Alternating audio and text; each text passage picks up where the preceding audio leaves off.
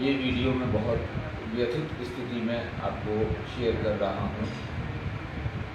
17 अप्रैल को हम जिला प्रशासन के पास गए थे और एक ज्ञापन दे करके हमने जिला प्रशासन से ये अनुरोध किया था कि सरकारी आदेश के ज़रिए सरकारी और गैर सरकारी अस्पतालों में ओपीडी सेवाएं रोक दी गई हैं, जिसके चलते नॉन कोरोना जो पेशेंट हैं जिन्हें और दूसरी किस्म की बीमारियां हैं, किसी को किडनी की समस्या है, किसी को लिवर की समस्या है, कोई बीपी का पेशेंट है, कोई शुगर का पेशेंट है, कोई हार्ट का पेशेंट है, तमाम किस्म की बीमारियां हैं।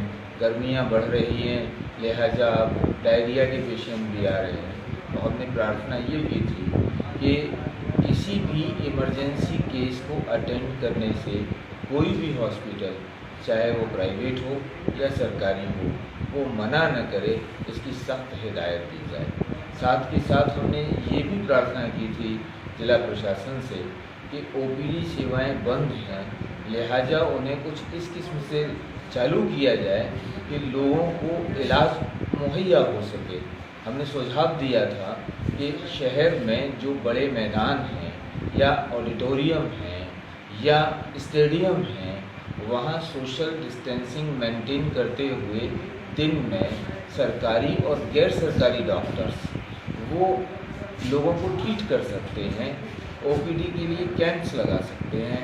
हमने ये भी प्रार्थना की थी कि लॉकडाउन के चलते लोगों की परचेजिंग पावर कम हो गई है, वो दवाइयाँ बाज़ार से खरीदने की स्थिति में नहीं हैं, इसलिए जो उनके प्रेस्क्रिप्शन के मुताबिक दवाइयाँ हों, वो दवाइयाँ वहाँ उन कैंप्स में अवेलेबल कराई जाएं। और सबसे महत्वपूर्ण बात जो हमने अपने उस ज्ञापन में कही थी, वो ये कही थी कि बच्चों का जो मामला है, जो शिशु हैं, छोटे गोद के बच्चे हैं जो बोल नहीं सकते, उनमें से हर एक का केस अपने आप में एक इमरजेंसी केस होता है।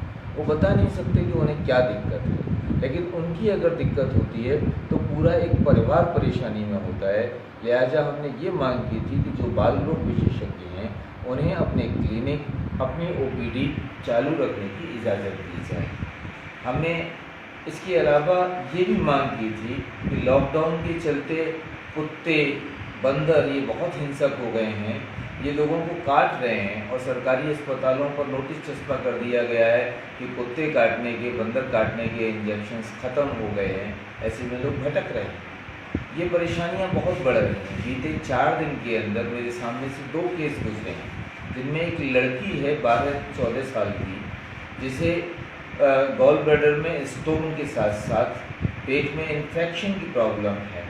तमाम हॉस्पिटल्स में वो घूमते रहे उनके परिजन, लेकिन उसे अटेंड नहीं किया गया, उसे भर्ती नहीं किया गया। बड़ी मुश्किल से बहुत कोशिशों के बाद अब जाकर हम एक अस्पताल में उसे भर्ती करा पाने में सफल हुए हैं। ऐसी ही एक दिक्कत एक 8 साल के बच्चे के साथ है। उसे हर हफ्ते डायलिसिस होती थी। अपने आर्थिक मजबूरियों के चलते वो ट्रेन से दिल्ली जाकर के चाचा नेहरू बाल चिकित्सालय में उसकी डायलिसिस कराया करते थे।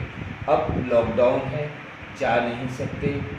यहाँ मथुरा के जिन अस्पतालों में डायलिसिस की फैसिलिटी है, उन सभी अस्पतालों ने लॉकडाउन के दौरान पेशेंट को अटेंड करने से मना कर दिया है।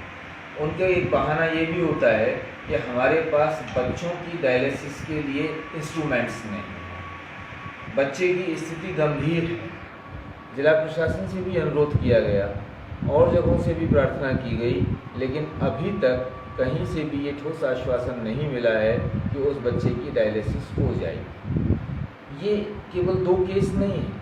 28 लाख की आबादी है मथुरा ज़िले की, जिसमें बूढ़ों को, औरतों को, बच्चों को तमाम किस्म की परेशानियां हैं, दिक्कतें हैं, लेकिन कोरोना पेंडेमिक के चलते बाकी सब तरह के इलाजों से डॉक्टर्स ने अपने आप को विड्रॉ कर लिया है।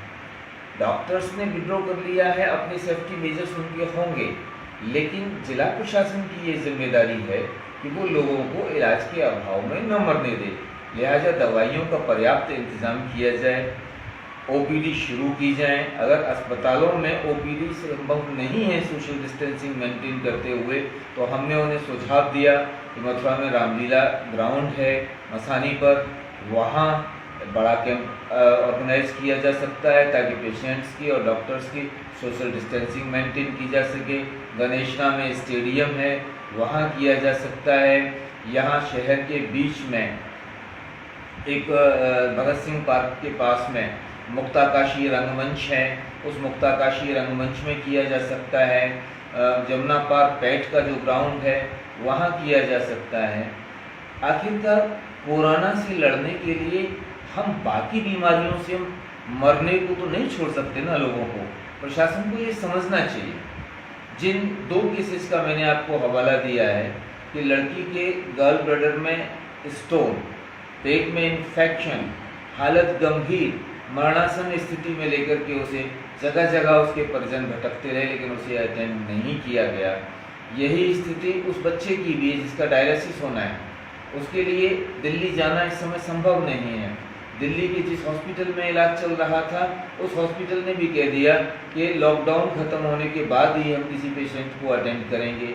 जिले में कोई हॉस्पिटल उसे अटेंड करने के लिए तैयार नहीं है। डायलिसिस के सेंटर्स लेकर के बैठे हुए लोग कह रहे हैं कि हमारे यहाँ बच्चों की डायलिसिस के लिए इंस्ट्रूमेंट नहीं है। तो क्या किया जाए? क्या इन बच्चों को लोग मरते हुए देखें? बीच में हमें मालूम हुआ था कि एक बाल रोग विशेषज्ञ अपनी क्लिनिक पर बच्चों को देख रहे थे, वहाँ पुलिस पहुँच गई और उन्होंने जाकर के उनको हड़का दिया।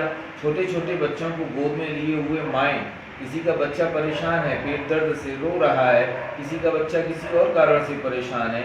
अब गर्मियाँ आने के साथ साथ और किस्म की बीमारियाँ भी आएंगी। आखिरकार हम जा कहाँ रहे हैं? हम एक कैसे समाज का निर्माण कर रहे हैं?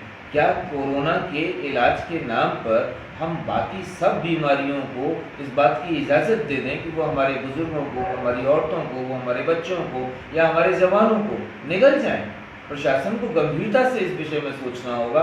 मैं आप सबको इस वीडियो के माध्यम से ये निवेदन करता हूँ कि आप जिन जिन तरीकों से प्रशासन से कह सकते हैं, मैं पॉलिटिकल पार्टीज को भी आह्वान करता हूँ, मैं पत्रकारों का आह्वान करता हूँ, मैं सामाजिक संस्थाओं के चलाने वाले लोगों का आह्वान करता हूँ जो तमाम चैरिटी के काम कर रहे हैं कि लोगों के, जनता के सभी किस्म के इलाज को चालू रखा जाए।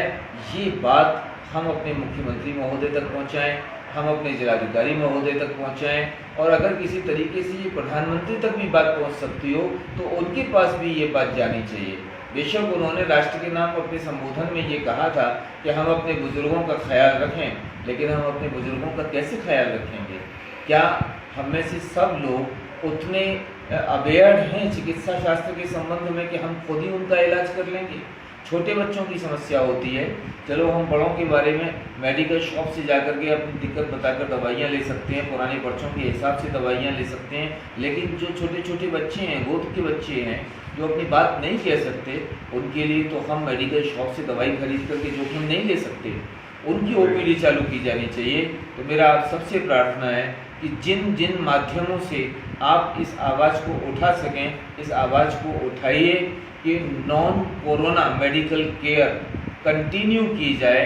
हर केस को जो इमरजेंसी के लायक है इमरजेंसी ट्रीट किया जाए और कोई डॉक्टर उसका इलाज करने से मना न करे। दूसरे, ओपीडी शुरू की जाए। किसी को आँख की दिक्कत है, किसी को कान की दिक्कत है, किसी को गले की दिक्कत है, किसी को उदर के संबंध में रोग है, किसी को हृदय का रोग है, किसी को उच्च रक्तचाप है, कोई भी चीज़ें हो सकती हैं, छोटे छोटे फोड़े फुंसी जैसी चीज़ें हो सकती हैं, किसी को सेप्टिक हो सकता है। लोग कहाँ जाएंगे? जिनकी ड्रेसिंग हो रही थी वो अपनी ड्रेसिंग कहाँ कराएंगे? कैसे मालूम होगा कि किसकी स्थिति कैसी है और क्या किया जाना चाहिए? अगर कुछ कंपनियां सर्वे करती हों, तो सामाजिक संस्थाएं सर्वे करती हों, तो बेशक आज वो सर्वे नहीं कर पाएंगी, लेकिन कोरोना पेंडेमिक के गुजर जाने के बाद हम देखेंगे कि कोरोना ने जितने लोग मारे उतने या शायद उससे कहीं ज़्यादा लोग और दूसरी बीमारियों से इस दौरान इलाज के अभाव में मर जाएंगे। हम नहीं चाहते कि हमारे समाज पर, हमारे राष्ट्र पर ये भी एक बदनुमा धब्बा लगे कि एक बीमारी से लड़ने के लिए हमने बाकी बीमारियों को फलने फूलने का अवसर दिया, बल्कि अपने लोगों की जाने लील लेने का अवसर दिया। हमें हर किस्म की बीमारी से लड़ना है। इस ज़रूरत को प्रशासन समझे, सरकार समझे और जैसे भी हो सके सभी किस्म की बीमारियों के इलाज के लिए ओपीडी सेवाएं और इमरजेंसी सेवाएं जारी रखी जाएं।